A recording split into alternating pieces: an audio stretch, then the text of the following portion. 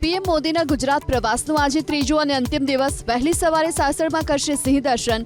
વિશ્વ વન્યજીવ દિવસની વિશેષ બેઠકમાં લેશે ભાગ.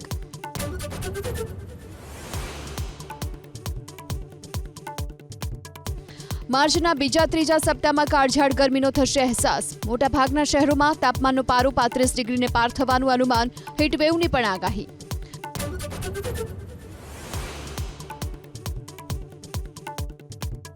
ગુજરાત વિધાનસભા બજેટ સત્રનો આજે 8મો દિવસ. બપોરે 12 વાગ્યે પ્રશ્નોત્તરી કાળથી સત્રનો થશે પ્રારંભ. ઉર્જા, પેટ્રોકેમિકલ સહિતના વિભાગોના પ્રશ્નો અંગે થશે ચર્ચા.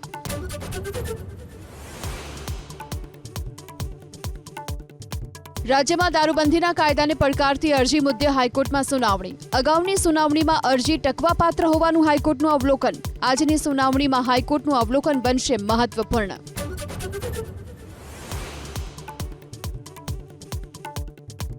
મહારાષ્ટ્ર વિધાનસભાના 13 દિવસીય બજેટ સત્રનું આજથી પ્રારંભ. મહિલા સુરક્ષા, કાયદો વ્યવસ્થાની સ્થિતિ, શિંદે સરકારમાં ગોટાળાની તપાસની માંગ સાથે વિપક્ષ કરી શકે છે હંગામો.